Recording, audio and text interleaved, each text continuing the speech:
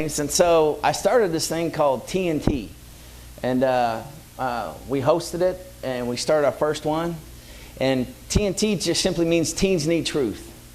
And we take our verse from John 8:32, and you shall know the truth, and the truth shall make you free. And so what I did is I just put together, we'd been to different kind of things, and I just kind of took the best out of everything, and I would put it together in one night on a Friday night at our church. And, you know, we've been doing it now. I think the last one we did, that was at my house in the garage, because we got volleyball and stuff at my house. I think it was somewhere around the 45th TNT. So we've seen hundreds of kids get saved. We've seen things get, lives get changed. And God's really blessed this thing. So I work for a living. I work for a phone company. So I'm not full-time staff or anything like that. So I do this in addition. This one thing you're going to see tonight, it was about 35 to 40 hours of background into it, okay? So I don't buy this thing. Somebody asked me one time, do you buy that stuff? I'm like, no. Like, you buy the video, and then I actually make it, I splice it, whatever. And it's just things that are relevant to teens, So that's what this ministry is tonight. I want to thank you for coming. I want to thank my family for being here. My mother-in-law and father-in-law are here. Thank God for godly. My mom and dad are both, they're on the other side now. And I thank God that he gave me a great mother and father-in-law. And without their prayer and support, I don't know where I'd be. So thank you, Mom and Dad. Thank you for coming. All right, so tonight, I got to get some like disclaimers out of the way. You ever seen that where they say the following program does not necessarily is endorsed by whatever. So your pastor did not necessarily, is going to endorse what I'm about to show. I'm just going to show it. And what I do is simply this. How many of you have a smartphone? Would you just raise your hand? I mean, you got the ability. Let's do this. Stand up if you have a smartphone. And okay, everybody. All right, so those of you not standing, you've got a dumb phone. But look around, all right? Now, all right, go ahead and sit down. Thank you. And I just say that because it's amazing what you can do with your smartphone, right? You can watch video. So this thing's a video. That's kind of what the Lord led me in. He's like, I was like, Lord, how can, these young people, how do we deal with it, whatever? And he just said, brother, he talks to you. He leads you along. And you guys are a video generation. Most of you have a TV. Most people have more than one TV. Most of you have cable television, which now it's an ungodly number of channels. The phone company I work for, we do provide internet now. We've got over like 150 or something channels, high def, all that stuff. So we're a media generation, folks. We just are. We can't go back. Some of these young people can walk down the street and YouTube themselves. I mean, I've got one of my sons, he loves to do selfies. Every time I'm looking at him, he's doing and sending it somewhere. Teens, I know some of you do the same thing. So we're a media generation. So I want to get that right now. So when I use these programs, it's not to sensationalize, okay? I'm going to show you what Satan's doing. I'm going to show you how Satan's working tonight, and you're going to have to make a decision. You really are. You senior saints in here, you may be thinking about, hey, I'm getting close to it crosses your thoughts. I mean, I'm in my 40s now, and I think about when we get to heaven, like the young people just sang a minute ago, when I cross. And we know, we've lived a good life. My brother Lawson's on vacation, got chased up by a hurricane, but he took a vacation. It's been life. God's been good to us, folks, especially you senior saints. And listen, you're not out of the fight, though. You need to pray for this generation. I'm going to show them things tonight that they never even saw, didn't know how subtle Satan's moving and stuff like that. So I'm just going to put it out there. It's what I found. Some music or speech may bother some of you, but I just had to keep it in there for the continuity of what they're going to say or how they're going to say it. I promise you it's nothing horrible. It's just you're going to see some stuff that it's just on TV. It's nothing like I went some deep, dark basement and found it, okay? So the Bible says in Jude, and some have compassion making a difference, and others saved by fear, pulling them out of the fire. So tonight we go both ways. I mean, I know that in a church like this, and our church, and a lot of churches, you hear truth every single day. I mean, you can turn your radio on, you can listen to it on your smartphones, you can do whatever you want, you can hear all kinds of preachers, but as I look around this country, I don't know if I'm fading out or is it me or somebody, is it still working? It just kind of seems like I'm in and out. But as I go around, I'm seeing just the church seems to be struggling wherever I go, wherever I see it. And it just seems like something's transitioning in America. And I went to God and I said, Lord, what is it that the old heroes of the faith had? What did Jonathan Edwards have? The other day, we came in Sunday. We had dinner on the grounds last week. And so we had a double service early. And so we came over here last Sunday in the evening. I just needed to see my setup and how I was going to do it. And I remember that guy talking about not just Jonathan Edwards. I think he was talking about the other fella. Iron Jets. What did they have? I said, Lord, what did they have? How come they had the power of God on them? How come they had that? How come we don't see huge crowds? How come we don't see things like that today? And I said, what did he have? And God just told me this, Brother Lawson. He said, Brother Rob, it's not what they had, son. It's what they didn't have. They didn't have the smartphones. They didn't have cable TV. They didn't have music 24/7. They didn't have entertainment, social entertaining 24/7. And I said, amen, Lord, I get it, So I tell you, I'm just struggling. I want to see the old time. I want to see revival in America. I know we're in trouble. But my heart right now is just young people. That's who God's called me to. My heart's to the young people in our church, the young people in Knoxville. This is my Jerusalem, and it's just where we're at. So when you see this stuff, you're going to go, my goodness, that is insane. But you're going to see it. And we'll just get started. We'll take our text from Ephesians chapter 6. If you turn your Bibles there. I'll get this thing kind of going here. Hopefully it'll work with me. Now we checked, double checked, triple checked, quadruple checked, and did everything we could to make sure we had this thing going. So as it starts here, hopefully it's going to work with us. But it does work, I promise you. We've already done this one time. The Yates had come to this thing.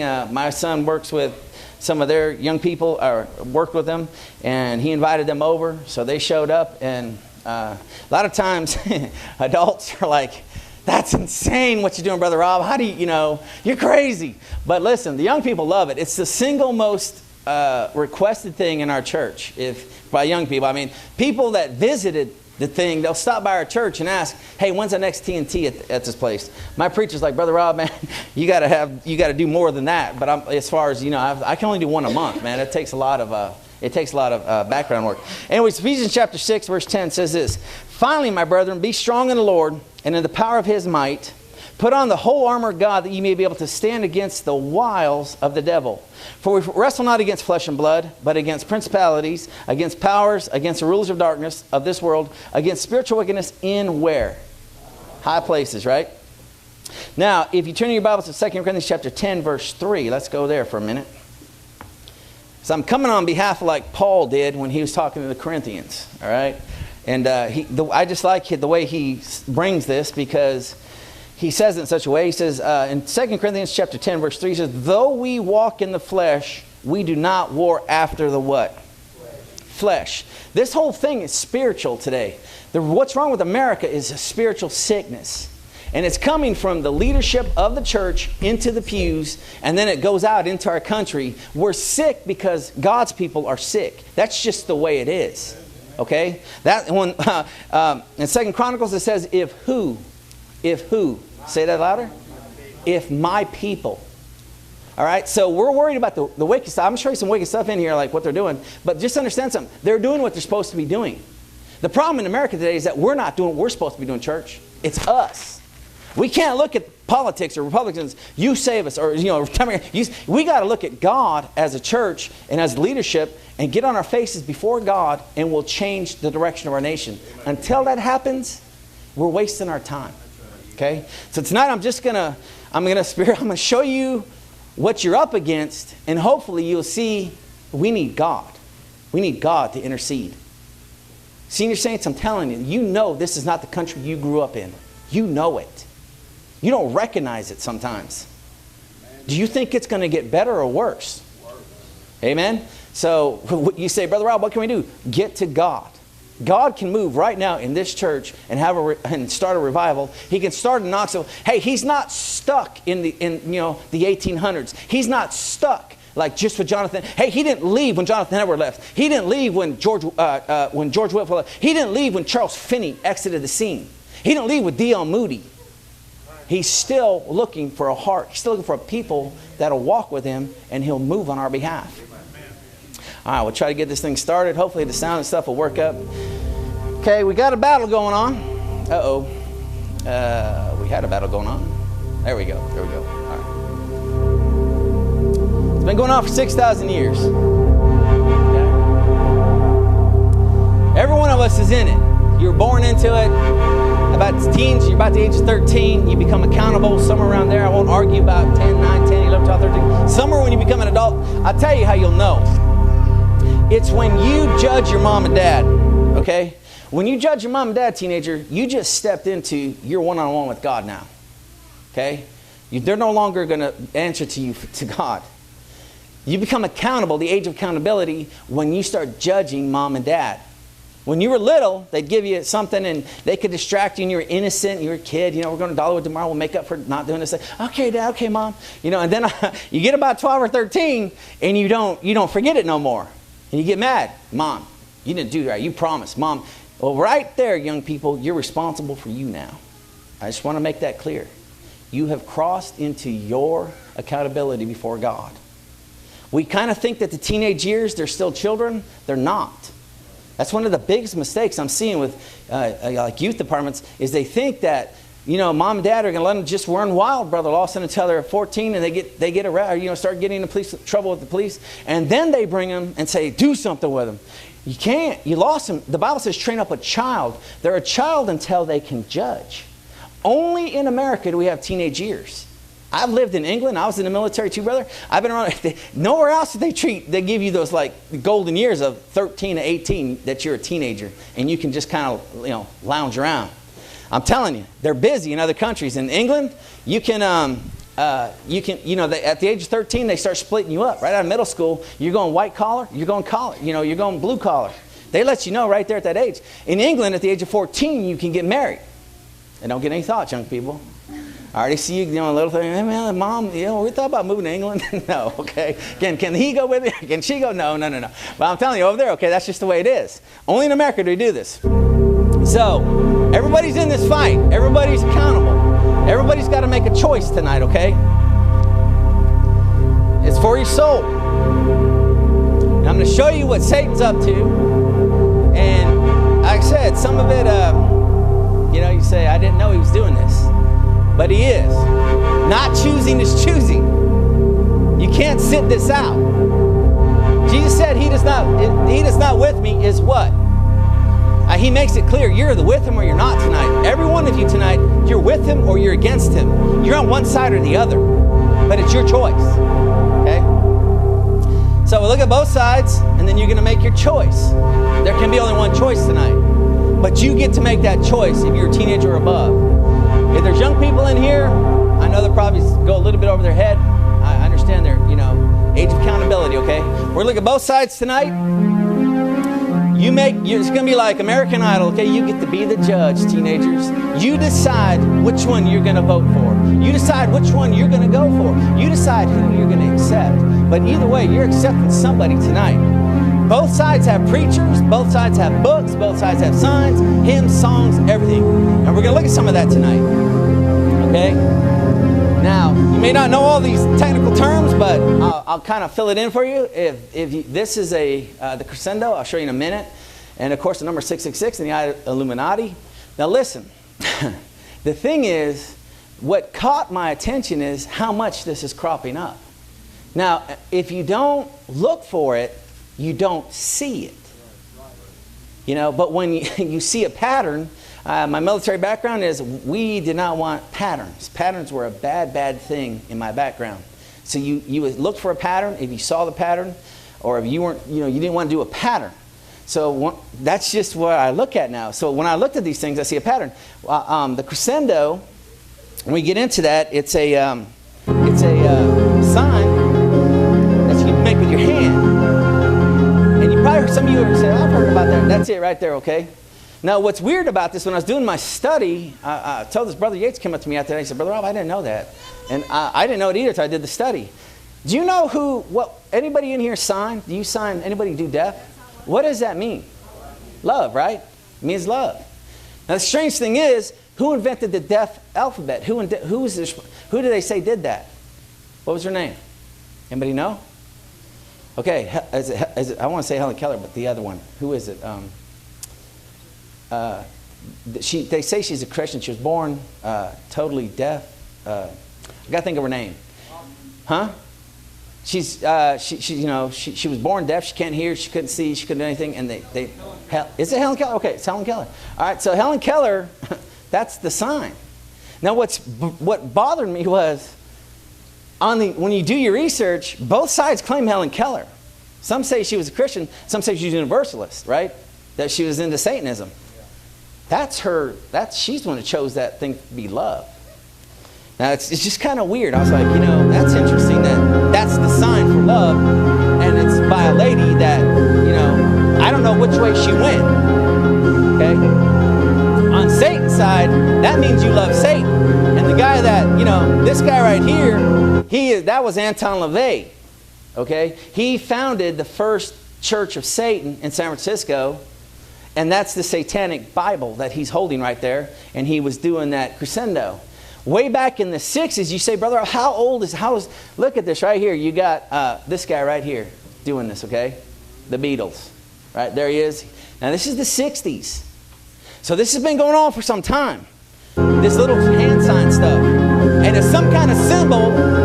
It's giving a signal. You got EMINEM, okay? As you start going through all these popular people, there's Kid Rock. They just keep doing that sign. And you sit there and say, okay, if it's just one or two, that'd be something. But there's Marilyn Manson, all right? There's Michael Jackson. And that sign is always made by these famous singers, famous people. They just keep doing it. Every time you snap a picture or whatever, they're into this thing. I believe this is Taylor Momsen. I'm not sure if she's totally, gone off the deep end. She was the little girl from The Grinch. Okay? Now she is a flat-out Satanist. That little girl that played the little Grinch girl, she was a little, I forgot her name, Anna or something. Now she's grown up. She is off the deep end. Okay? That's what they do. I mean, you're going to be initiated. Okay? You're going to get into this thing. Satan's going to require something out of you. So right here you got Ronnie James Dio, and I want you to see, here's this demonic being, right? And he's whipping a clergyman. They know who the enemy is. They get it. They get there's a fight. Whether we do or not, God help us. But they understand who the enemy is, and they know what they want to do to us. They know it's God's the problem. All right? So they're letting you know, this is a clergyman. This is supposed to be your pastor. This is supposed to, and Satan's whipping the fire out of him. And he's got his hands, Here it is. Look at this. AC/DC concert. I can't even count how many hands are doing that crescendo. Okay? They're giving their allegiance to Satan and to AC/DC. Okay? So you say, Brother Rob, what is this? Look at this guy, horns. Okay, now let's get into the 666 stuff. What's up with this? Have you noticed a lot of celebrities, a lot of music people doing this? Okay? Check it out. Something else you didn't know. Yo, what you're looking at right here is Hebrew numbers. This is the Vav, number 6, the Vav. You seen this symbol before, those of you that don't know what I'm talking about? Okay, you're going to see it. Yeah. I'll tell you something about that in a minute. 1 Vav, 2 Vav, 3 Vavs equals 666. Seen this? You can't explain that energy drink shooting off the charts. Unleash the beast. It tastes nasty. Look at that. They put it on the can. Unleash the beast. That was on the can. Okay? They call it Monster. They take the O. They put a satanic cross inside the O. This drink went flat out bankrupt before it became Monster.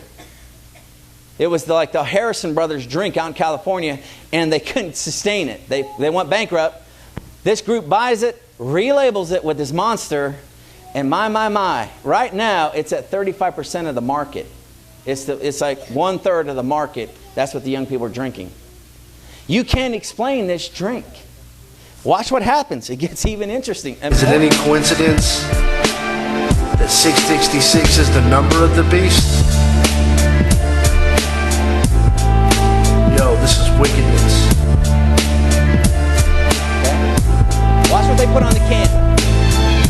Satanic can symbolism. That's what they have on the can. Okay? That's what you young people are drinking. You know, this ain't popular. I just probably kicked somebody's sacred cow. You probably got something in your fridge right now. You're like, Brother Rob, really? You know, hey, I'm just telling. I don't know. You do whatever you want to with that. I'm just putting it out there, guys. You do whatever you want to. You make your decision. But it's awful interesting that they package this can this way, and they're calling. When you look at that O, the cross is in the middle of it. It's like they're calling Jesus Christ the monster. You look at that O. It's in there. That cross.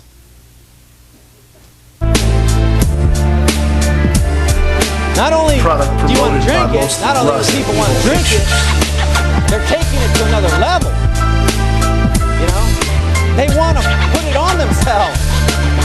I'm talking, they want it tattooed. Ain't that interesting? So, Brother Rob, I never take the mark. I know about that mark of the beast. Man, look at this. Tattoo after tattoo.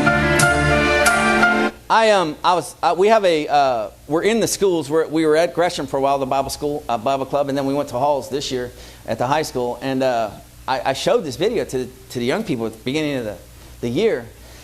And towards the end of the year, one of the kids that came at the beginning, he came back and he pulled me aside. He said, Brother Rob, he goes, when you showed that, he goes, I didn't know what to do. Because I didn't see him again. He came at the beginning of the year and we didn't see him to the end of the year. When he came back, he pulled me aside and said, Brother Rob, he goes, I didn't know about this. He said, my brother died, and in honor of him, I went and got a monster tattoo. You know? And I said, my son, you know? And he said, that's just why I didn't come back, because I got mad. He goes, but, you know, I know you didn't do anything. You know, you're just telling us the way it is, brother. I said, amen, brother. So, this kid's putting it on him. What is up with it? They want to put it on him. Okay? They want this on him. Look behind the cars when you're driving. You'll see those.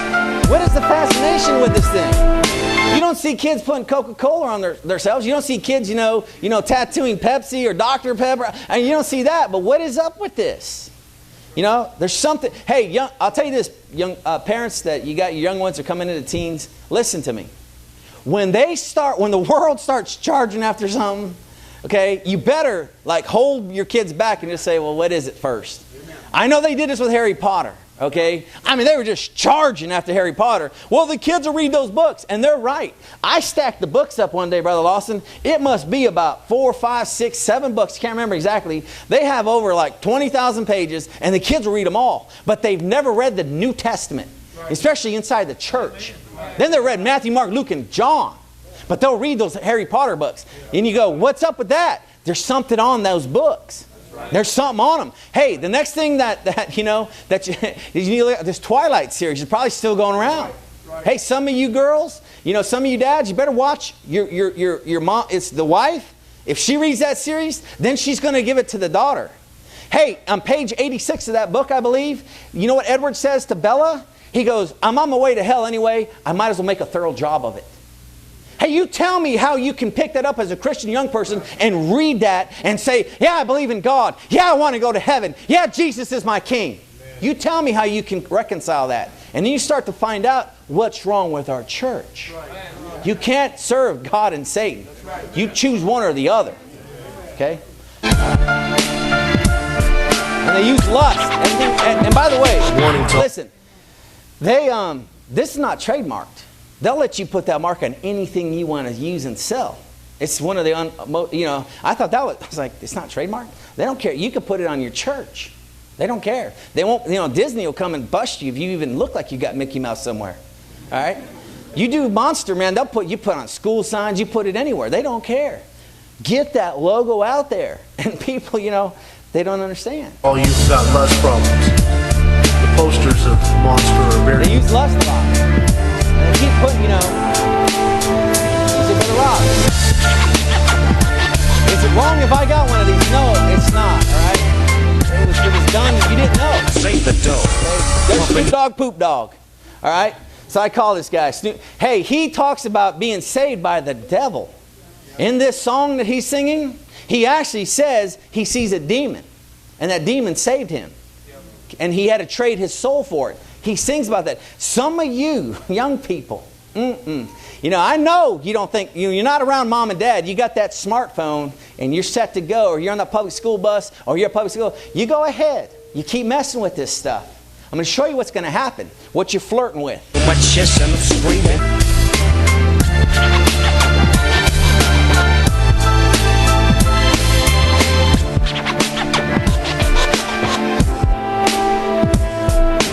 It's just amazing. You see it everywhere. Ever since I've seen this now, I'm driving to work. I see the 3 things. I'm like, wow. You go to the store and you see the 3 little marks. And, you know, it's not. They try to say it's a monster claw, right? No monster claws you and goes like this. They just slash. But they act like, gee, you go like that, you know? That's no. They knew what they were doing. They knew what they were doing with this drink. And if I had to take a guess, this is just my opinion. You know, the devil is being very crafty in these last days. You got to be aware of what you're wearing, what you're watching. And I think they blessed that what you're drink doing. to somebody. Pay attention, y'all. Peace out. Peace out. Peace out. You know, you see truth. You buy it and sell it not, the Bible says. You keep a hold of that truth. And tonight you're going to have to make a decision. You really are. This is from Sun Tzu, The Art of War. He says this: all warfare is based on deception. Okay? Hence, when we are able to attack, we must seem unable. When using our forces, we must appear inactive. When we are near, we must make the enemy think we're far. When we're far away, we must make them think they're right next to him. That is Sun Tzu, Art of War. Satan is using that on the church right now. You think he's out there. He's not. He's in here. You got that? You may miss, you know, if you had any issues this week, it's probably because this stuff I do, it causes chaos. He don't want this stuff out.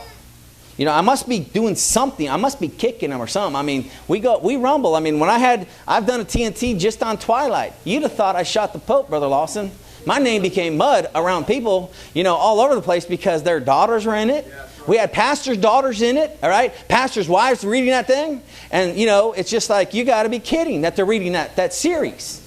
How are you missing this? Well, he's right next door. You know, Satan was right next to the bed with the dad. Hey, he's in the book over there. You don't believe me? Read that. Hey, in book number 4, hey, senior saints, listen to this. In book number 4, this is what young people are trying to get into, or being, you know, like they're being tempted to get into. In book number 4, Breaking Dawn of Twilight, Bella has a baby. She gets pregnant by the vampire. And they descriptively go into this. Stephanie Myers tears it up. I mean, I did a whole series on Twilight. So, you know, just so you know, just one excerpt out of it. When Bella has that, when she gets pregnant with Edward's baby, all right, and I'll be sensitive for the young people in here, it goes full term in 5 days. The pregnancy is a 5-day pregnancy, Brother Lawson. 5 days. And when that baby's born, it cuts Bella's stomach in half, and as it's trying to exit her womb, it grabs her spinal cord and snaps it, and then is birthed. Are you telling me how that's godly? That's right. Amen. She had to drink a gallon of blood a day to sustain that baby's growth. Edward had to go find a gallon of blood, or was it 5 gallons? I can't remember that part, but I know it's at least a gallon. What are we doing with our young people? What are we doing? God help us. He's got us deceived, you know. And the Bible says we're not ignorant of Satan's devices. So young people, all I can do is like say, hey, look, you know, the greatest trick he ever did was convince him he don't exist. We think he's out. We think he's in San Francisco. We think he's in Washington, D.C. We think he's over in the Muslim world. Hey, he's right here. He's trying to attack you guys. He's trying to get you to think he doesn't have anything to do with you, but he's got you. Okay? You've got to make a decision tonight. Where do you stand between God and Satan? This is all these celebrities now doing that 666 thing. And I know you young people, some of you can name these people. I can't name them all. Okay? But they keep doing that 666. And it's across Hollywood. It's across everything. Okay? They're not doing that by accident. That's Little Wayne or whatever. Okay? I don't know her name. They just keep doing that 666 thing, you know. They keep showing it. That's Drake. You go to any movie, you'll see him in that Sprite commercial. That's right. I've seen this guy. He's in Sprite commercials on the internet, whatever. That's Drake, and I know he's number one somewhere. He's one of the top singers, and he'll do it over and over again. What are they doing?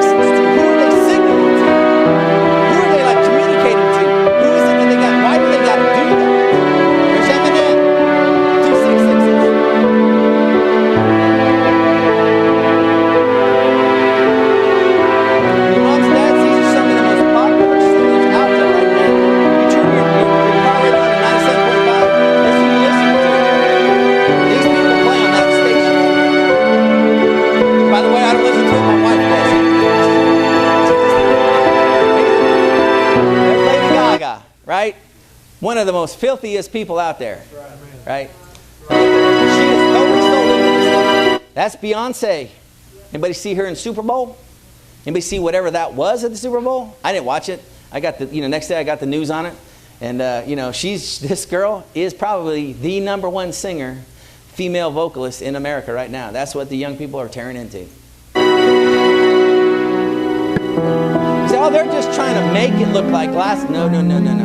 They know what they're doing. It's consistent. Look, the other guy's Paul, or which one's Paul, and this is, who's this guy?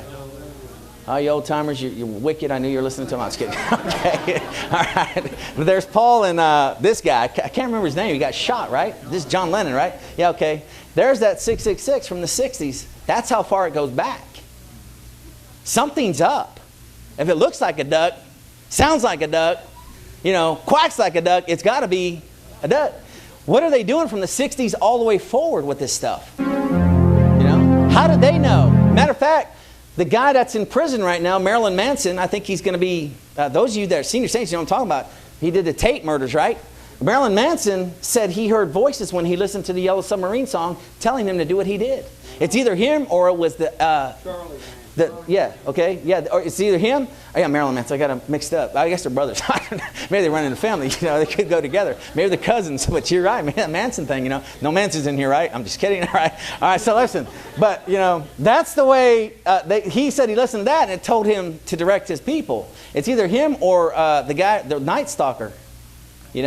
One of the two. No, he was into AC/DC. That's right. It was definitely Charlie Manson that Charles Manson did that. Hey, there's Johnny Depp, your pirate, folks. Oh, man, I just kicked the dog there, didn't I? There's your Pirates of the Caribbean. You know why he keeps getting movies and he keeps flopping? He's in the program. They're going to keep on using him. They're going to keep on using him. Gwen Stefani, another, top 5 vocalist in America. Yeah, they just keep putting that 666 there. And notice how they cover their right eye most of the time. That was just Justin Bieber, man. He don't know what he's doing. He's a teenager. I mean, I was supposed to do one eye or the other. I didn't do them both, All right, maybe he was drinking or something. Who knows what he was into, right? Can't blame too much on Justin Bieber. He was young and dumb then. Now he's an idiot, amen? He grew up to be a dummy, all right? And they got little kids in the fashion magazines doing it. They're just saying, hey, put that over your eye, kid. All right?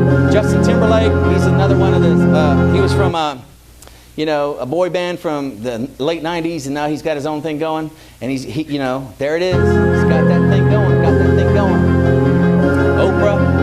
We all know what happened to her. I mean, you don't need to explain. Hopefully you know about Oprah. If you don't, you're really in the dark ages somewhere. And there's your guy from Transformers, right? Yeah. He had a meltdown this week. I know you saw that in the news or a couple weeks ago. He totally went off I don't know what reservation he's on, but he is way off the reservation. But that's your boy from the Transformers. And it's something about this, you got LeBron here, right? LeBron takes it to another level. LeBron's big news this week. He's going back, he's at home to Cleveland, right? And we'll look at LeBron here in a second, because he takes that to a whole other level, that 6 thing. They just keep doing this thing. They keep showing those 6s. And that means, those 3 things mean 6. There's Pretty Little Liars. There she is down there. She's got it down there, making sure you see it. Look at this.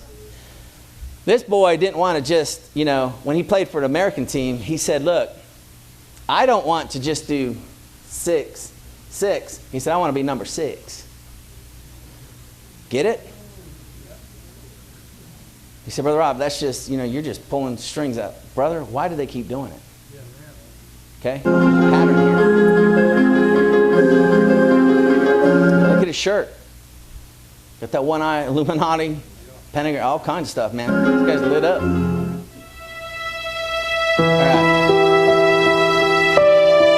It's one eye thing. What is it with the one eye? Why do they cover the one eye? Why do they do that? The Bible says it's a reference to the beast. It's a reference to the upcoming world leader.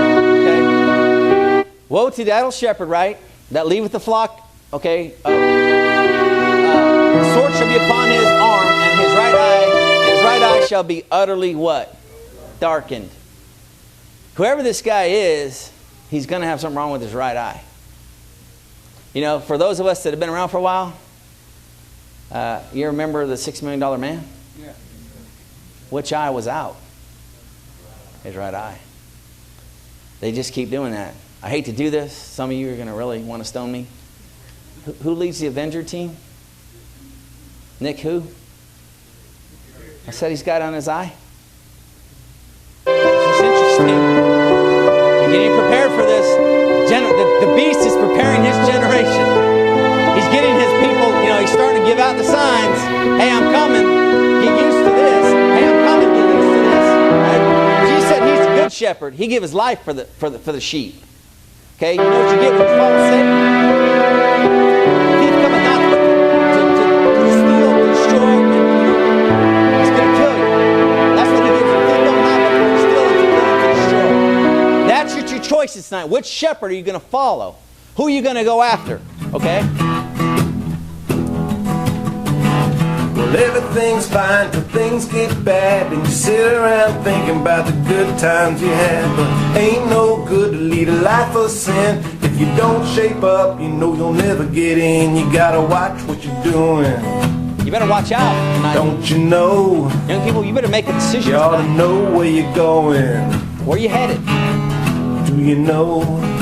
And some folks smile, they seem alright, but you later find out they was an angel of light. Try to love everybody, but don't be blind.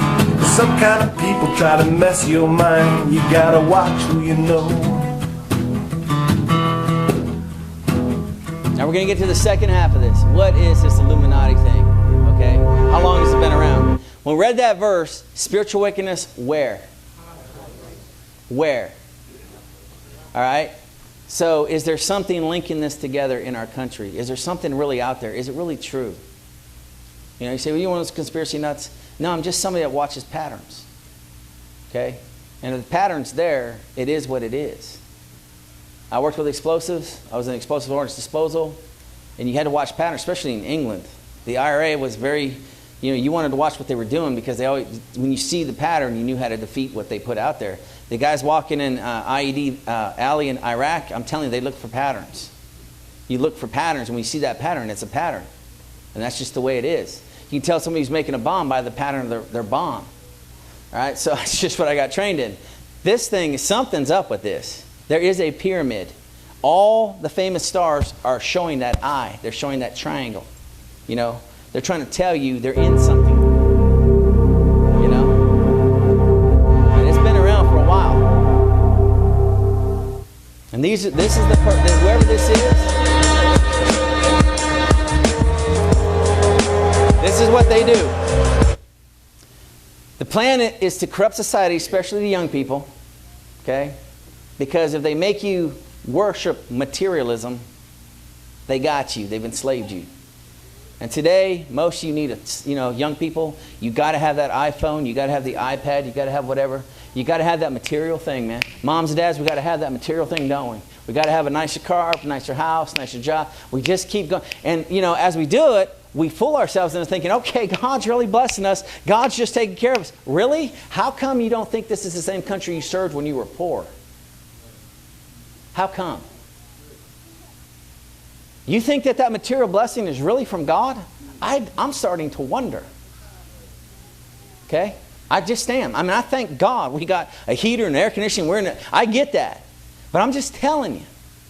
I think, like what God said, Rob, it was what they didn't have back then. That's why they were closer to me. Didn't have all these toys. They want to take over religion. They want to destroy it. They want to control every human. And I'm sure you've heard about the plan. I could go into another whole tirade about, X-Mark coming out with a chip and all that stuff. That's another whole story. We want to get into that. But they are trying to get us together. You get that? They're trying to, our sovereignty right now, they're purposely breaking the borders down to Mexico and Texas because they don't want us to be a nation. They don't want us to be America no more. You better get a hold of that. Right. There's something going on. Who's controlling that? Obama, I don't know. Somebody's pushing the buttons. Somebody doesn't want us to stay the way we are. And again, this guy's going to go into something here. If you're in this system, you have to do obeisance to it. And you can tell those who do it, they become superstar status. Those who won't, they kind of get washed off to the side. Young people, I'm curious about Taylor Swift. I don't know if she's going to, she made that song called I Knew You Were Trouble. And a lot of people think it points to this. They came by to visit her and said, you going to jump in our ship or are we going to push you out? I'm not sure which way she's going to go. Okay? But they visited her. This guy we're going to look at right now, his name, he was an up-and-coming rapper. He came from a wicked, evil, bad lifestyle, and he pulled himself up by his own britches. And, he's wicked, man. Before he was saved, he got wicked. Well, after he met the Lord, I don't know the exact testimony on this guy, but he definitely did like a 180. But he was, at the time, he was the #1 rapper in America. No one's ever beat his record. He's had 4 #1 hits at the same time. And he didn't sign with anybody. He was his own guy. And he says he came and got a visit. And he wouldn't do it. He said, I'm not going to do it. And by the time he got the visit, he'd gotten saved. And with the light he had, he tried to do what he could do for the Lord. With the light he had, he was just totally living Romans chapter 7, like we said, like Pastor said last week, that Romans chapter 7 thing. He was just camped in Romans chapter 7. You listen to this guy's testimony. Now, I would not recommend this guy. He's got a different kind of, he's doing what he can with the light he's got, but something did happen. He did meet the man from Galilee. He met Jesus Christ because he changed. Well, when he started to change, he started singing about the Lord his way. And when he started to do that, the manager said, I've never seen this happen. His manager said, I've never seen this before. He'll sit there and sing, a rap song, and then he's preaching and praying and crying and giving an invitation, and the people are, he said, I've never seen something like that. So this guy was doing what he could do, and they came after him. They said, buddy, sign the contract or else. And he wouldn't do it. And they got him arrested. They got him put in jail. They got him put in a funny farm. They destroyed this man's career. I didn't know what happened to this guy. It's not like I was following it. I just remember, I was like, whatever. As a study, I was like, what happened to that guy? That's what led me to look him up. I was like, what, did they kill him? Did he not sign the contract? Did he not jump over? And I found out he didn't. And they went after him. The reason they went after him was because he would talk to you about, he would put God in there and serving God and fighting the devil. And they didn't want that. They want you to listen to Rihanna, Lady Gaga, Kanye West, to destroy yourself and just do wicked things, young people. He went and signed a contract. He said 3 times they came to me. He said the devil came to me 3 times and I wasn't going to sign.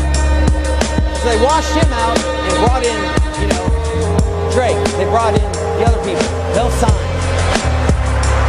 And they're on an agenda for your The very word secrecy is repugnant. Some of you know John F. Kennedy. I don't know if you know about this speech. Okay? Look what he says. In a free and open society. And we are, as a people, inherently and historically opposed to secret societies, to secret oaths, and to secret... What's he talking about? Regardless of what you think about John F. Kennedy, he was an American. He loved his... he served. He put his life on the line. He knew which end of the tube the round came out, folks. Regardless of what you think of him as a president, as far as his Democrat, whatever he did, what was he talking about in that speech? What secret oaths? What secret society? I think it lasted for about 5 months before they terminated his contract. So, brother, I didn't know that. Didn't either until I studied this out. We all think there's a lot of conspiracy. I don't know. I'm just saying, what's on top of that? Who's on top? Who's calling the shots? proceedings. Here's what it looks like, folks, right here.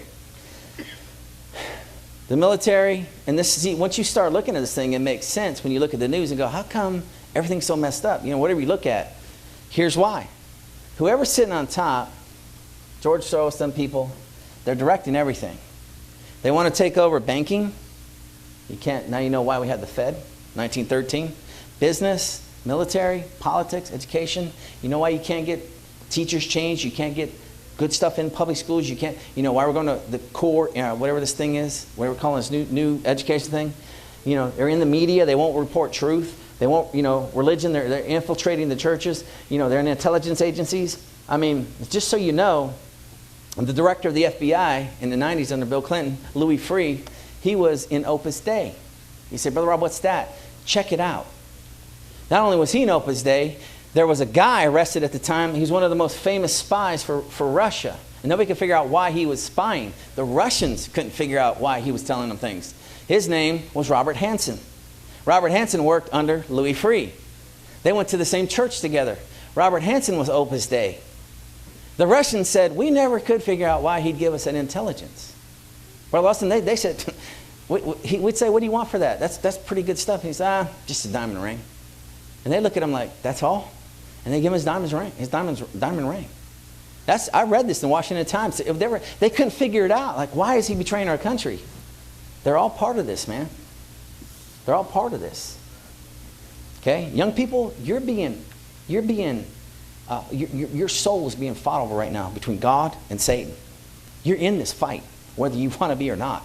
It just is. So that's the Illuminati. That's a triangle thing. And you'll start seeing it over and over again in just a minute by the stars. So are they in it? Are they doing it by accident? Or, is it just they didn't got nothing better to do, so they put that up with their hands? You be the judge. How come we just keep seeing it over and over and over again, So we got any puppets that are Illuminati puppets? I don't know, they got loud enough out there. Can you hear that? This is the guy who started it for America, for most people. Anybody know who this guy is? Can you name him? Who said it? Aleister Crowley, that's right. This guy, all right, he was all about Satan. I mean, this guy did some of the foulest things imaginable. As a matter of fact, he got kicked out of Italy because they found him sacrificing kids, all right? They kicked him out. They just said, get out. They couldn't prove it, but they said, and this guy was totally into that. Now, you say, what's so good about this guy? He was alive in the early 19th century, all right? I'm talking 1920 or right around there before. Now, what is the fascination? How can he be so involved in music and movies and stuff today? You figure it out. Starting with our good friends, right? The Beatles. Here we go. I believe you're going to see here. This is their most admired people they've ever met in their life, or that they look up to, that they worship. Good old Alistair is up there on the left on their magazine, on their album cover. Beatles, right? They worship this guy. They admired him. And all this stuff, by the way, that I've got is you can go research this on the internet. You got Google too. You can go and look into it. All right, it's funny. It's on our dollar bill. Okay. Guys, people doing that, covering that right eye, whatever, covering the eye again, most of them. They got to get that thing right. Here she is, Keisha, another one of the #1 singers in America. Okay, you got this guy, he's got the eye, he's got the triangle, it's Eminem, messing with his eye again, always messing with that eye. Here's Lady Gaga, she's got the eye, every outfit, every piece of outfit she's got is eye. I mean, her gown's eye, her scarf is eye, her ball cap's eye, or whatever. I mean, what is she trying to say? Is that just, hey, I just decided to wear this. It thought it would match my car. I don't know. And then when you start watching this TV stuff, okay, you're being programmed here, folks. You're being programmed. That's what's wrong with the church. We don't know how close Satan is. We think he's out there. He's in our TV. He's in our room. Young people, you're listening to him. There's the eye right there. There's good old Beeb again. He's got the eye, right down there. He's got to have that bad boy image. There's Brittany. Okay.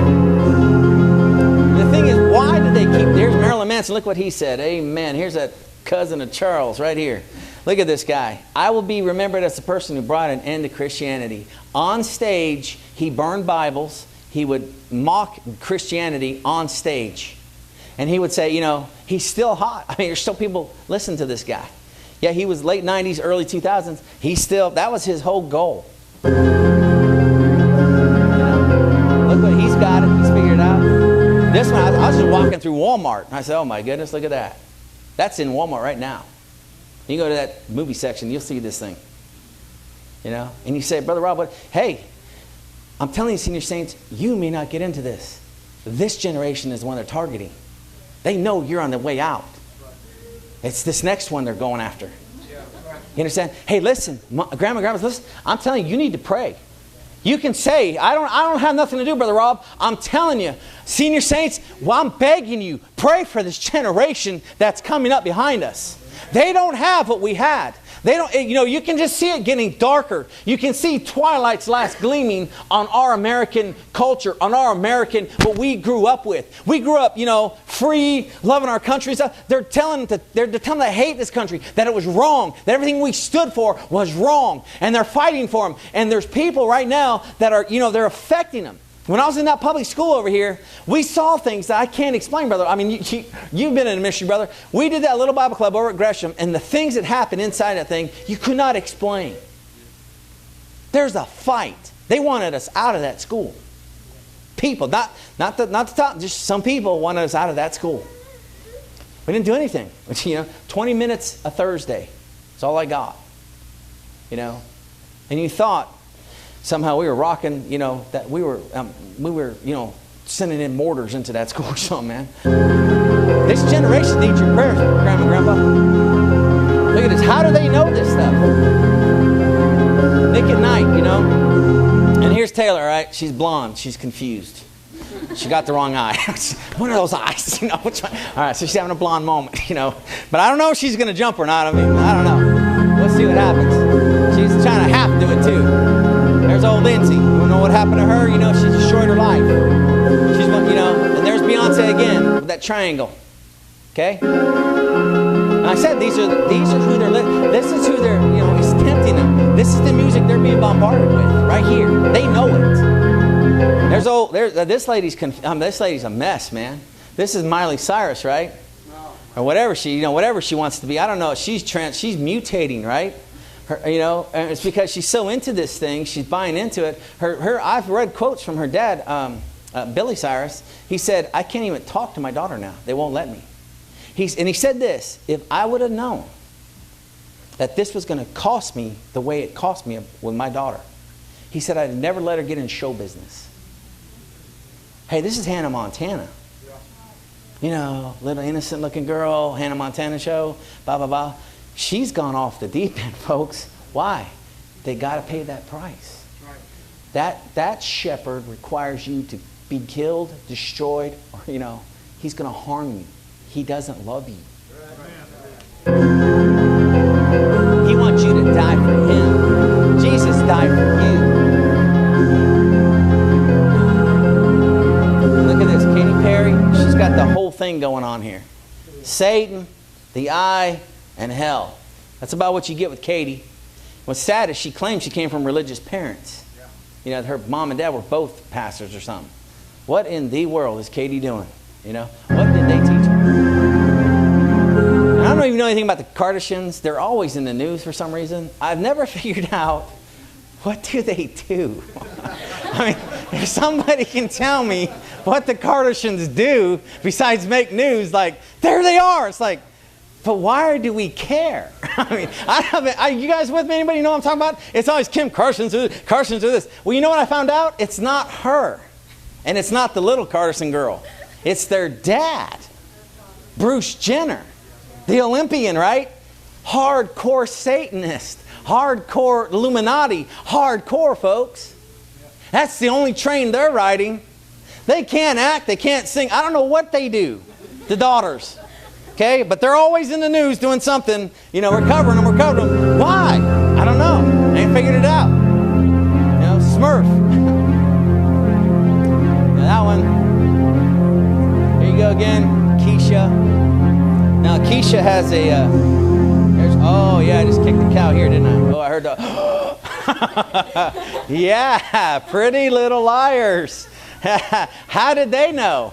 All messing with that one eye, ain't they? Yep, and of course, I guess, you know, we'll just make it cute that we're breaking the commandment, thou shalt not bear false witness, right? Right. Yeah, and you wonder why our country is going to hell. You wonder why we're losing our country. You think God's going to deal with this in one of your ears, and you're trying to hear preaching from Brother Lawson in your other ear, and you know this, you're just going to push him out. You got TV 24/7, folks. You get preaching what? Maybe 3 times a week? A couple hours? Brother Lawson, we can't compete against that, brother. We can't give, let's just say at the most, 5 hours a week versus the average teen watches 140 hours of TV a week. You do the math. You better choose tonight, people. You say, Brother, what can we do? You need to get on your face before God. I don't know what else to tell you. It's not going to get better. And if we don't get a generation that cares about what God wants them to care about, it's hopeless. Thanks to the little Will Smith kid. Oh, we got to get this guy. he don't want to offend anybody. He says, I'll do them both just in case somebody's, I'll just do them both, right? There's the Pope, man. I'm an ex-Catholic, so I had to go after the Pope, man. There's the Pope. There you go. He don't know what he's doing. He's like, I'll do them both. I'll ecumenical this. You got this eye, it'll kill you. There's a triangle. You see Brother Rob. What can be done? Folks, you got to decide who you're going to serve today. Like you got to have a Joshua moment. I'm telling you, senior saints and moms and dads that are in their 30s, you got to have a Joshua moment and decide: are you going to keep letting this in your house? Are you going to keep? You can't have it both ways. Okay, you just can't. There's a whole collage of it. So, Brother Rob, why? I mean, it's not getting that bad, is it? It's okay. We're doing all right. We're doing all right. Look what's coming out, folks. Okay, in a minute here, you're going to see something. I'm going to show you something coming out. All right, Satan is starting to understand the church is weak. Satan's getting it. Okay, this is another weird thing. Harvey Dent, right? I believe in Harvey. Joker believes in Harvey. Joker believes in Joker. I don't know. Okay. Now they all believe in whatever. All 3 of them believe that right eye. My. You know what's weird about this? In this movie, it came out pre-Sandy Hook. Sandy Hook is where they still don't know exactly what happened because they've leveled it. They've not allowed anybody in there to investigate everything. The press is just telling you what happened. The guy went in there and shot all those kids. It's really weird what they've done now. They've totally, it's hush-hush. But the thing is, Sandy Hook was mentioned in this movie on a map. You say, well, that was just coincidence. Commissioner Gordon's sitting there and he's got Sandy Hook circled. Well, later on, the Colorado shooting happened. During this, that same city is in this movie. Do they know something? I believe after Sandy Hook, they went nuts after the AR-15, didn't they? There's a lot of discrepancy what that kid actually shot them with. Yeah. They pulled the gun out of the car after they got there in the car. He was shot dead over there, dead. A lot of discrepancy. All of a sudden, get rid of the AR-15. You guys better sit up. I'm telling you something. There's an agenda here. They're doing something. And you say, let me explain this. If you think the rapture is going to get you out of here before we see persecution, you are smoking crack cocaine with Marion Barry, the Washington, D.C. mayor. You're crazy. How dare you dictate to God when He's coming back when the Son of God said, no man knoweth the hour? Who are we to tell God He's going to come back and rest? Hey, why are we supposed to avoid persecution? Why should we not pay for our sins?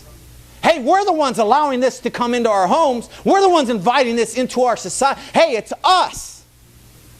You show me in the Bible where God excused somebody from sinning, where He didn't bring judgment down. You show it to me. I'm going to tell you right now, if there ever was a time for the rapture, it would be the time that Lady Jane Grey was beheaded for her faith. If there ever was a time in God's heaven when innocence was betrayed, it would have been that young lady. If you don't know her story, look it up. She was politicized and made queen for about 6 days. She sat on the English throne. The girl was intelligent. She was godly. She could defend the faith of Jesus Christ. She was a totally educated Christian young lady. And the Pope would send people to try to talk her out of her faith. And she could debate cardinals and put them under the pew, man. They couldn't stand up against her. And her cousin, Mary, was supposed to ascend the throne of England. Well, Lady Jane Grey's dad wanted her on there, or her uncle wanted her on. They did some politics. They got Lady Jane Grey on there just for a few days. And then here comes Queen Mary. She takes over. And they named a drink after Mary. Anybody know what it is? Take a guess. Bloody Mary. And she told Lady Jane Grey, she said, if you'll deny Jesus Christ, I'll get you out of here. Just deny him. And she said, I cannot do that. And she was just an innocent 16-year-old girl. She never saw a YouTube video. She never heard any kind of bad music. She didn't swear. They didn't even know what that probably was back then. She never saw an evil movie. She didn't have anything on her that made her unclean. And as they took her to the chopping block where they were going to remove her head with an axe, because she wouldn't bend her knee, she stood for the Lord. If there ever was a time in heaven for the rapture to happen, you think our generation deserved it, or do you think she did? Don't tempt God. You don't know when He's coming. And I'm telling you, in the meantime, you hope for the best, I get it, but you better prepare for the worst. Something's going down, folks.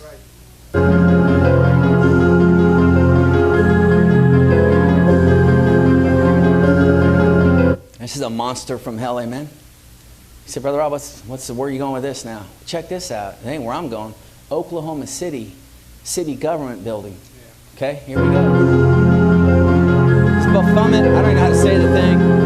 Bobo, yo-yo. You got Lady Gaga doing that same kind of move, right? You say, well, she's kind of old news. Look at that. You got it right on her shirt, man. You got Britney trying to do it right here on Glee. Okay? They're trying to imitate that thing. That's a total satanic thing. Okay? And here you go. They're trying to put this, Brother Lawson, I don't know if you know this, you probably do, right next to the Ten Commandments in Oklahoma City government building. All right? These are little kids worshiping that beast. Yeah, Baphomet. Okay?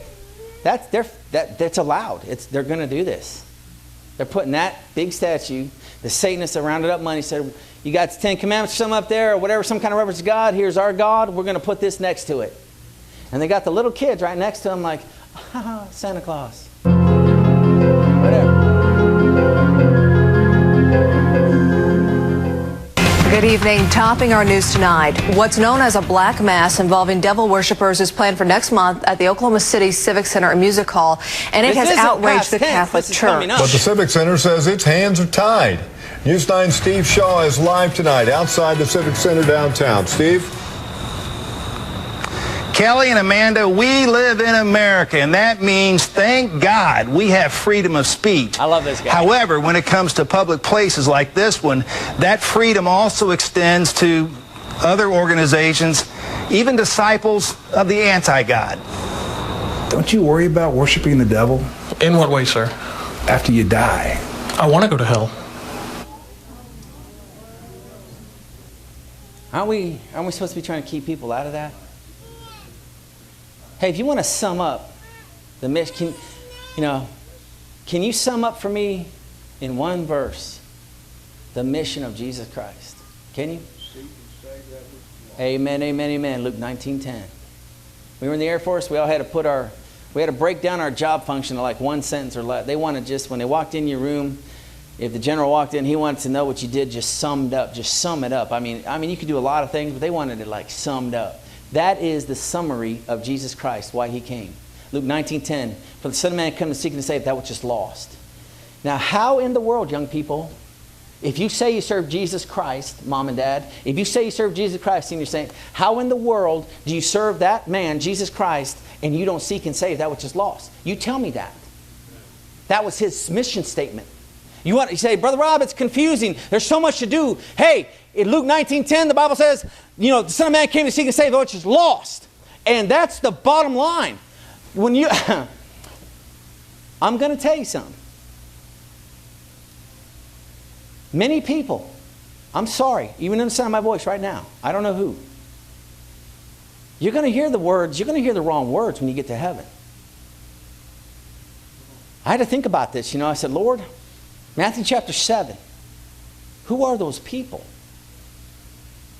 Don't say that they're cult. They're not the cult. It's people who thought they knew Jesus Christ because they recognize him and they call him Lord, Lord, and they know he's Lord. But for some reason, there's a disconnect, folks. Because he looks at them and says, depart from me, I never knew you. And they run and say, but Jesus, we had the right skirts to our ankles. Hey, Jesus, we wore a lot of tie and a lot of suit. Hey, Jesus, we did these things because of you. And he said, depart, I never knew you. I'm not against standards, but you better not be using your standards to get to heaven. I'm not against standards, but you better not be using your standards to get to heaven. You say, Brother Rob, what is the standard then? I'll tell you what the standard is. He tells you in that verse. He says this, ye shall know them by their fruit. Okay? And it cannot mean works because they try to use their works to justify getting in. And he says, I don't know you. And then you say, well, we did those works for you. And he says, depart. So the question is, what is the fruit he's talking about? Pretty simple, folks. I plant an orange tree in the ground, and it says in 2 years, oranges are going to grow on that tree. I come back 2 years, I take it, cultivate it, grow it, and I get up to 2 years. I see pretty green leaves in the springtime. What else should I see on that tree? If I plant an apple tree and I do the same thing, okay, what should be on that tree in 2 years? Around those green leaves should be some red apples. Hey, if Jesus Christ plants a Christian and you grow in the grace and the knowledge of the Lord Jesus Christ, there should be some Christians hanging off you that you birthed, that you helped get in the kingdom of God. You better think about that. I'm telling you right now, I said, Lord, how do I know I'm not going to hear those words? I said, God, I got to know this. The Bible says, examine yourself, whether you're in your faith or not.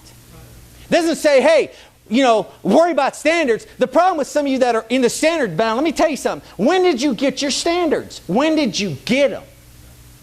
Before the cross or after the cross? After the cross. How can we tell a lost and dying world, you got to do just like us, act like us? And that ain't going to work, folks. No. You get them to Jesus Christ, and He can save them. He can change them. He can change the direction they're going, just like He did you. Amen. You better, you got fruit? That old little commercial called, you got milk? Hey, you got fruit? You better watch out. Matthew chapter 7, it's people who thought they had the Lord. And He said, I didn't even know you. This guy, he's happy to be going to hell. Okay. Adam Daniels calls himself a minister of the Dogma Angra Mainyu, which he says is a satanic being that predates Christianity. What do you think about Jesus? Prove to me He existed. Daniel's group paid $420 for this permit. It allows them to hold what they're calling a black mass on Sunday, September 21st in the Civic Center's City Space Theater. Yeah, this is America. This ain't,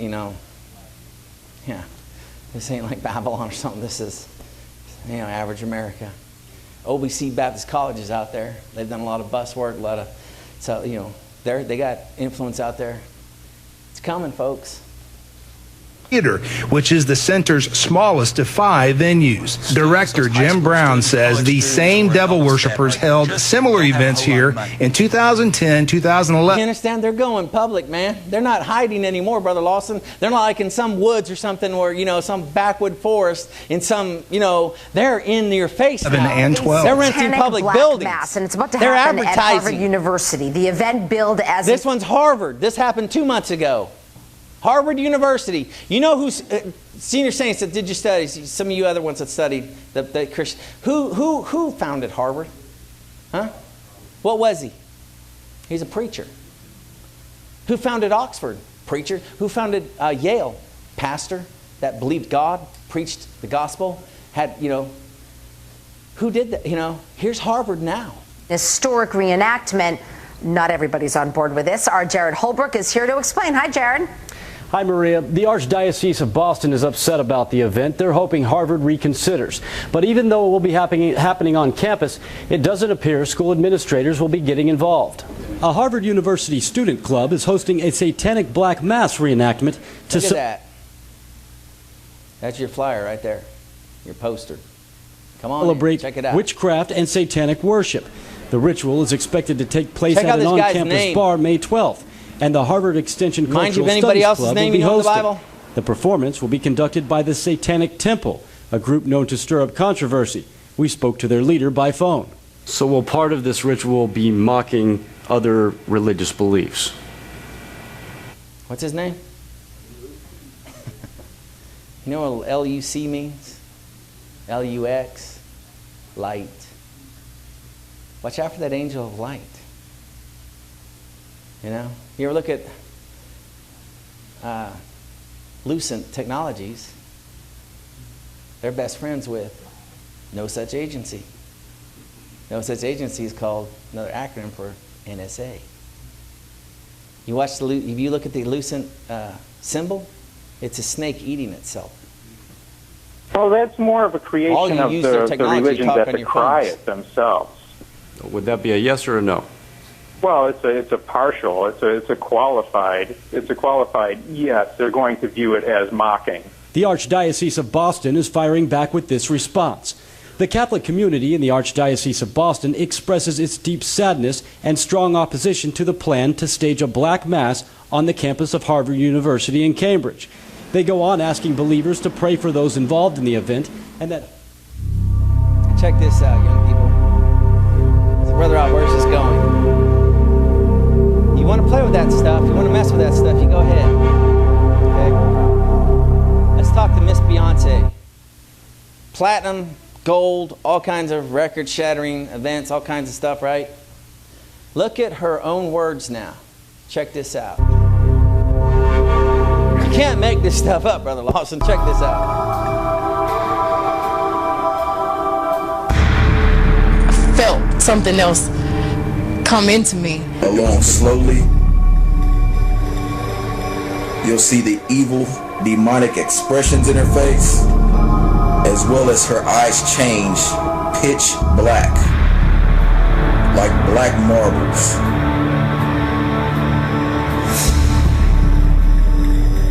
She talks about being demon possessed. She names her demon. Anybody know the demon's name? My. You'll see her tongue. Look at this thing come into her. Felt something else come into me. She's telling you right there, it's coming into me. Look at her expression. Look at her change. Look what happens to her. Yeah, something coming in there, all right. You're gonna see her eyes change. You see, that's just Cameron's pitch black. You're gonna see. She tells you this happens to her. Felt something else come into me. Her facial features change.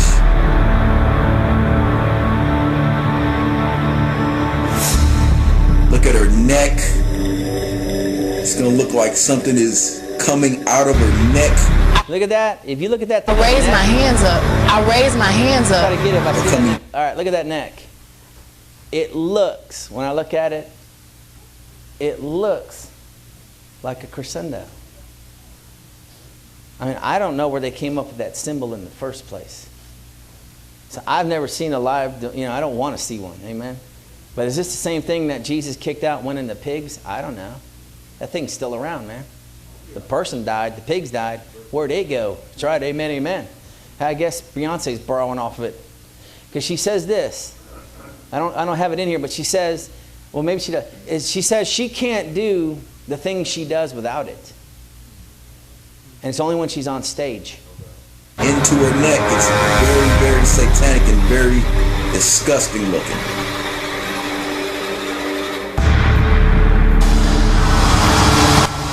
I raise my hands up. I raise my hands up. And it was kind of the first time I felt something else come into me. Or coming into her neck, it's very, very satanic and very disgusting looking.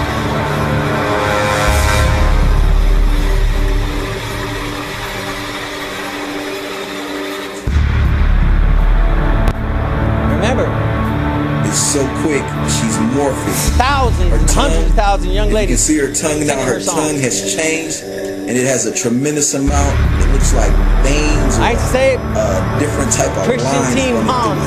Christian teens and the Christian moms. Probably listen to this lady. And you wonder why you're so weak as a Christian. You can't serve both, young people. You got to make a choice tonight. You can see her tongue change and then change back. You can see her eyes turn pitch black. Can you see that, folks?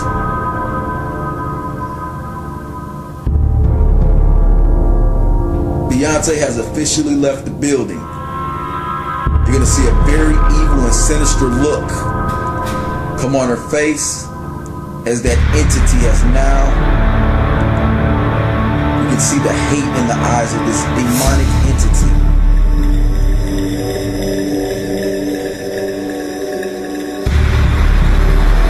Folks, this is not a joke. Millions of children, millions of young girls worship and idolize this demonic, satanic witch.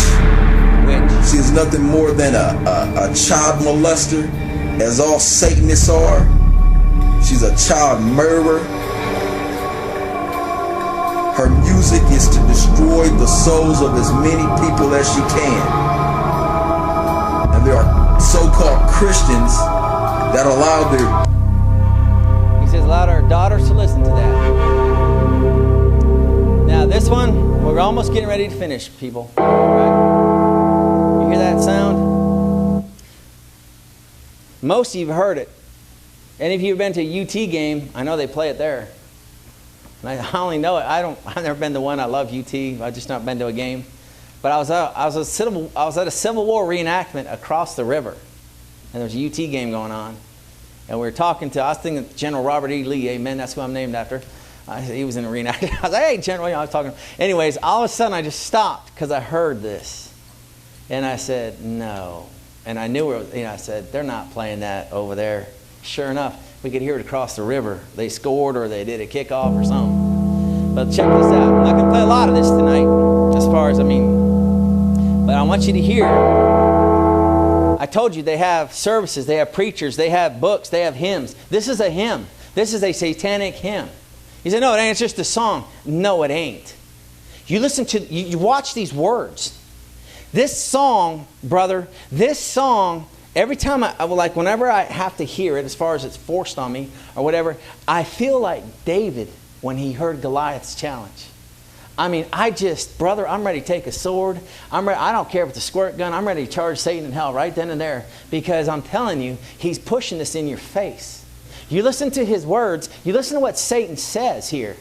Okay? AC/DC is definitely satanic. They are. They just are. When that Bon Scott died, you know how he died? He was the first lead singer.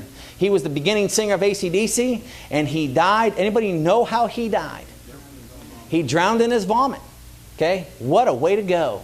But what's weird is, whatever was in Bon Scott, whatever would possess him, came into the next guy, the next lead singer of AC/DC. And he came out with their #1 song, Back in Black. And you cannot distinguish those voices. Whatever was in Bon is in that other guy that you're going to hear right now. Just for a second. Church bells. Church worship. Watch this. Watch the numbers that they can come up with. Look at this. Right out of the Bible. What did Jesus call him? He said, I saw Satan fall as what? Whoops. Now listen. How they don't go to church. How do they know that's a reference to who they're serving? Who's telling them that? How does AC/DC know that? When I was a young Christian, I wanted to know. When I got saved, man, I was all fired up, and I said, Lord, how can I double check? How can I make sure? And back then they had album covers. Back in young people, they looked like frisbees. Young people, all right, but they were sized. Okay, they were as thin as a DVD, but they looked like frisbees. Okay, and they'd have these pictures on them. And I even worked in a music store in the 80s, and I was lost. And I remember there was one section I hated to go by, the U's. We'd have to go in after people come in our music store, and we'd have to sort those albums out and put them all back together because you'd be digging for something somebody want, you know. And I remember they said, okay, Rob, I was young, I was 16. They said, go sort out, go fix those albums. And I was going through the A's to the B's to the yeah. I got down to the U's, and I went to sort it, and I jumped back.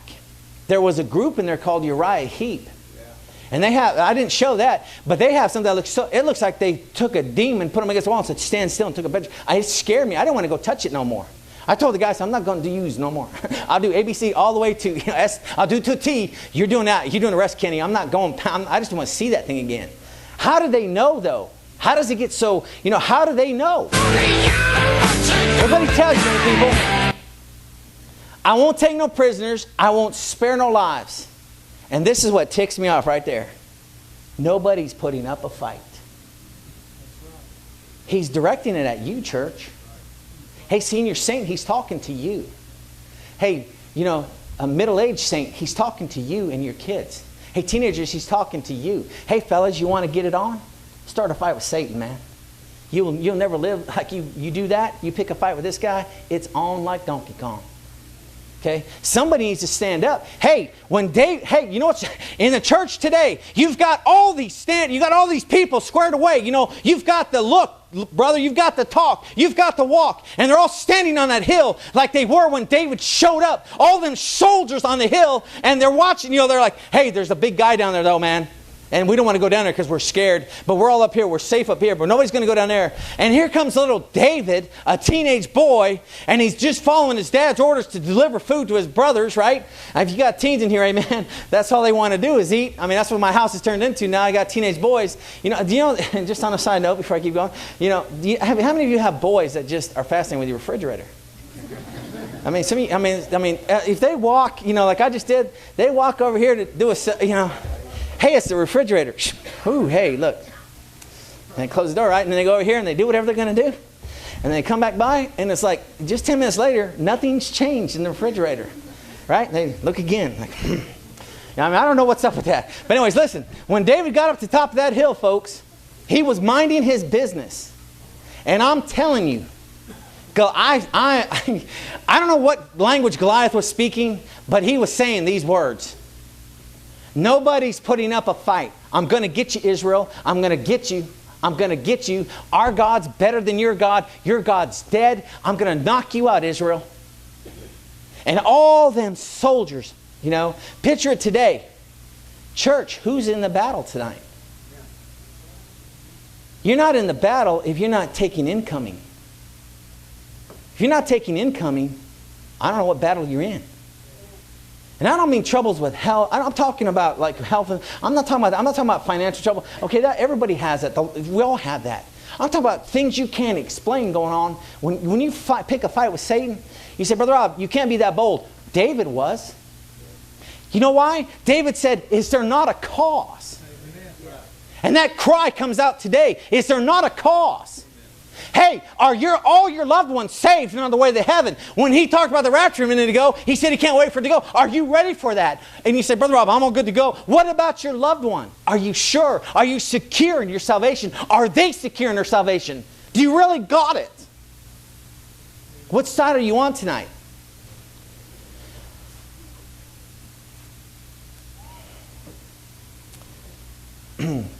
No one's putting up a fight. I got my bell. I'm going to take you to hell. Satan gets you. Satan gets you. I'm going to get you. Satan gets you. Hell's bells. They're picking a fight, you know. You see what he said? In case you didn't catch it, he's going to come by with stanza number 2 here. No one's putting up a fight tonight. Folks, we're losing our country. We're losing our young people because moms and dads, I don't know what we're doing. Are we really serving God? We cannot blame this on the world. He said, if my people, look at this. Look at the crowd that they can draw. One concert, okay? And look at these people all moving in sync. You can't explain that. That's unity. What's unifying them? Okay? One concert, they had 1.6 million people. He said, compare that, Brother Rob, break it down for me. Knox County, I looked it up last night, on the census, We have almost 500,000 people in the entire Knox County area. That's 3 Knox counties at one concert. There's a lot of space in this church still tonight. You really think we're winning? A lot of space in the church I'm at, a lot of space at temple. I mean, they got a big temple over there. You might have, if you added everybody up tonight in church tonight in Knoxville, maybe 20,000? 1.6 million? You do the math. Why can't we draw a crowd? The multitude's pressed in to see Jesus Christ. We must not be showing them Jesus Christ. We have something wrong. Look at that.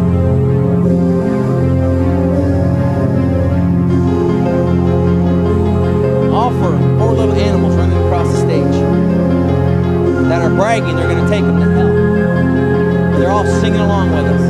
They're singing along with them. Like David said, man, it's not a cause tonight. Hey, senior saints, pray for your young people. You say, Brother Rob, I got a young man or young lady that's my granddaughter, and they're in trouble. You better pray for them. You may not be able to do much else, but you can pray for that young person. You can pray. I'm telling you, our country needs prayer. Our churches need prayer. Our teens need prayer. You know, moms and dads need prayer from you senior saints. I'm begging you to pray for this generation. I'm begging you, senior saints. You're not out of the fight yet until God calls you home. He says, I'll give you black sensations up and down your spine. If you're into evil, you're a friend of mine. Hey, you got to make a choice tonight. You know, see my white lightning flashing in the skies to split the night? Because if God's on the left, when you listen to that song, I'm telling you, he says God. They change it to good. If good's on the left, then I'm sticking to the right. You know? What about you tonight? I won't take no prisoners. I won't spare no lives. And you know what? They give their life to be a rock and roll singer. Hey, listen, Christian, what do we give God? Honestly, what do we really give Him? Add it up. Add it up. How much do you really give this king that you say you serve? How much do you really give? We had a bunch of young people one day. We were on visitation, and I took we saw some guys on the bikes going by. They're Mormons, they're Latter-day Saints. And I said, watch this, young people. We're going to talk to these guys.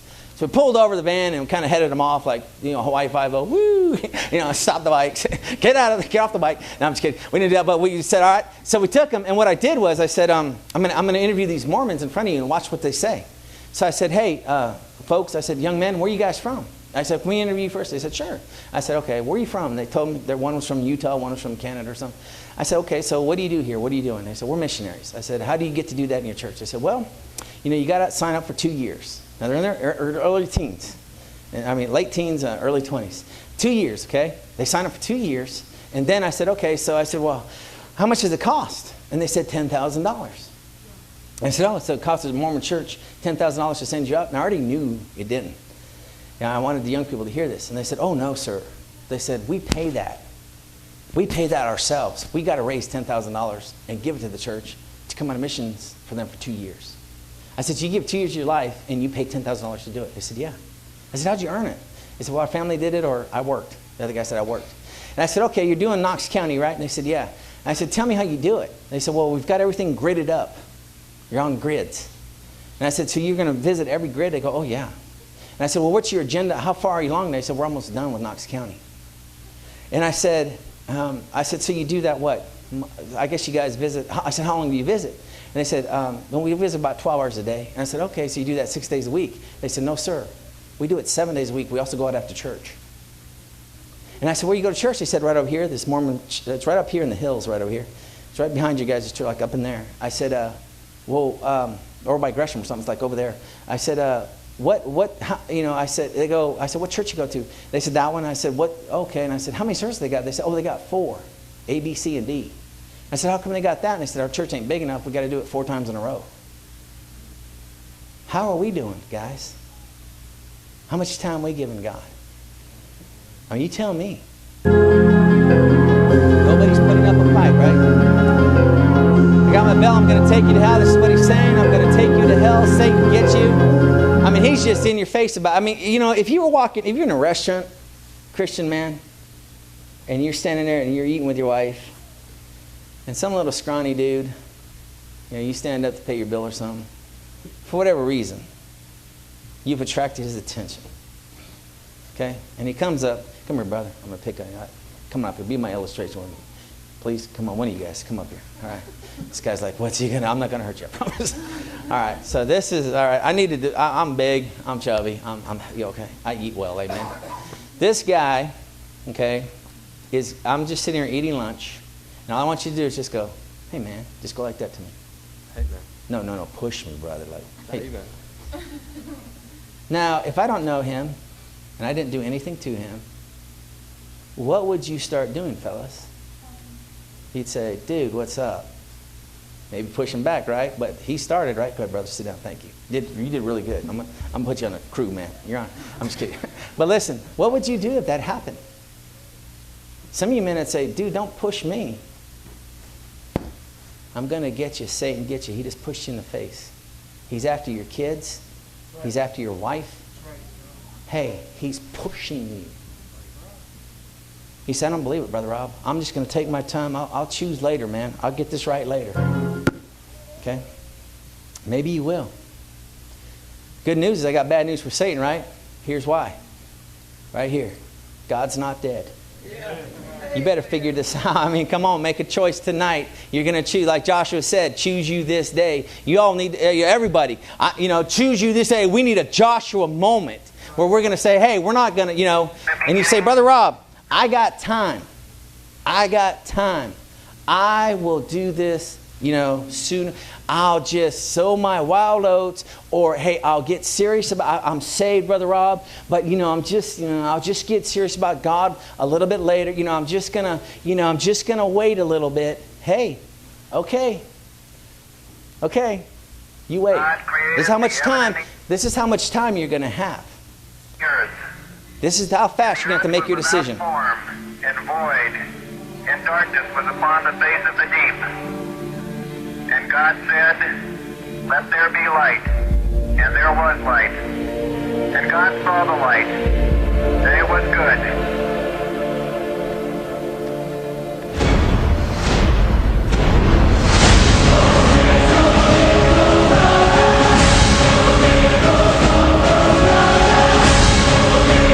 Hey, why was that guy jumping off that building? That wasn't a chunk of the building. Why? Get out of the fire. Get out of the fire. That's your choice tonight. You can sit there. Either way, you're in trouble if you're lost. The fire's going to get you one way or the other. This guy decided to jump. What a horrible decision. He was trapped above that where the plane hit. There was no going down. And they didn't want to burn. They started jumping. What's your choice tonight, sinner? What are you going to do? Why don't you jump into the arms of Jesus Christ? Amen. Why don't you do that? The fire's coming. Okay, hell's moving. And you're destined there if you're not saved tonight. You say, Brother Rob, I'll get saved later. I'll do it later. Better watch out. Your pastor warned you tonight before I got up here. It's how much time you got. Make that decision.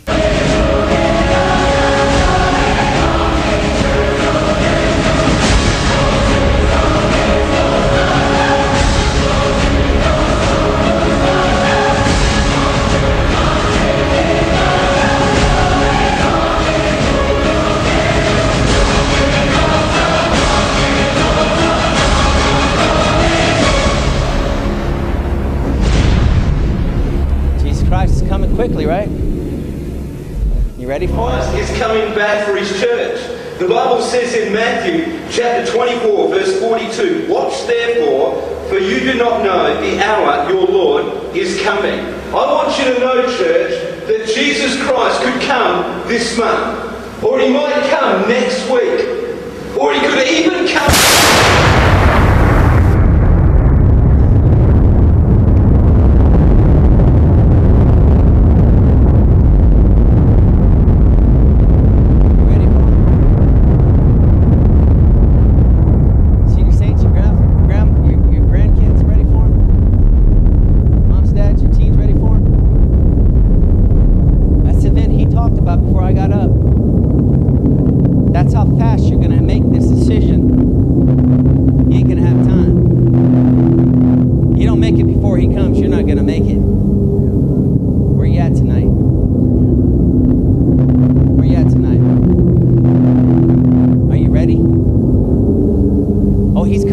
I don't know when.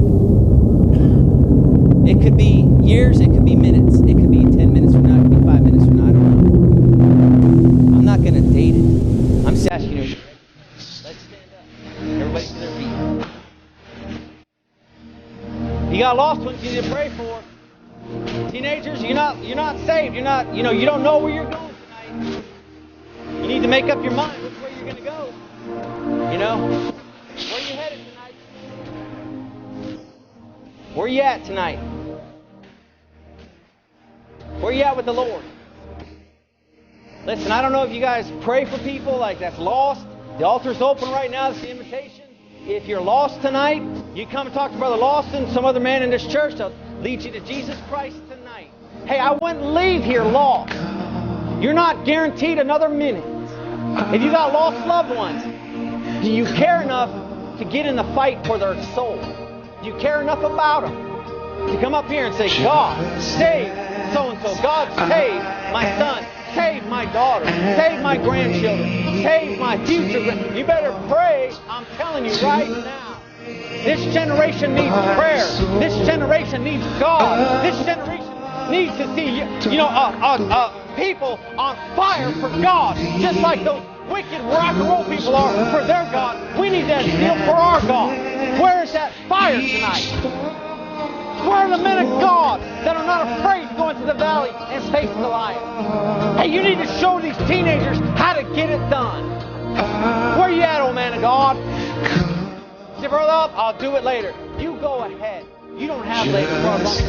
You better take advantage of it right now. Hey, do something for God.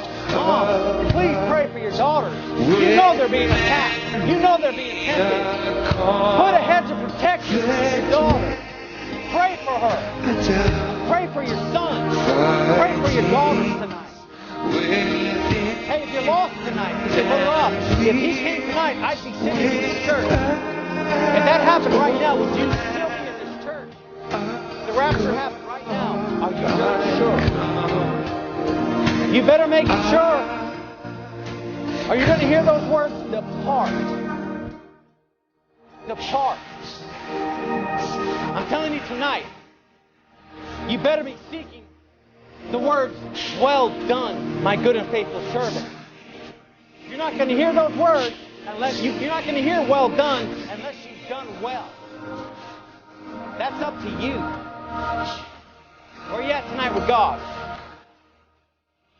Where are you at tonight with God? Hey, He loves you tonight. I'm telling you now, Jesus Christ is the answer to every problem you got. Hey, He can take care. Hey, the best news is Jesus saves, amen. The greatest news the world's ever seen. What are you going to do with that tonight? Are you promoting that? Are you on His side or are you on Satan's side? You're on a side tonight. You got to make up your mind. We don't have God because we're not serious about God. You pray for your loved ones. You pray for your, hey, boyfriends, girlfriends, pray for your boyfriend. Pray for, your best friend, whatever you want to call it. You pray. Pray for your BDF. BFF, best friend forever. Is she lost? Is he lost? Hey, boys, you hang around some kids in the neighborhood, you're the only light they're probably going to see. What kind of light you give them? Hey, I'm not going to stop for those of you who can sit down back there, let them do business. Say, man, you can sit down for one. Go ahead, pray for the young people. Pray for many people making decisions tonight. Go ahead, y'all. You can sit down. Back there in the pew. Go ahead and sit down. We'll let this just run. The Lord's moving here. This is what I work for when I work a team. I don't push it. I don't end it. I don't start it. God does it. But you pray for these young people. You pray for these. You pray for these up here right now. They're getting things right with God. Now, deceive you. Don't go out of here without God. I think some of your moms and dads want to come and pray for the young ones. Some teens up here crying. They might need some help, some prayers, some things. Y'all do what you got to do with that. Some of you godly men and godly women come up here and maybe pray with young people. Listen, it's a battle, folks. And I'm here to tell you, Satan can tell you God's dead, but he ain't dead. I'm telling you. He's looking for a people that will serve him.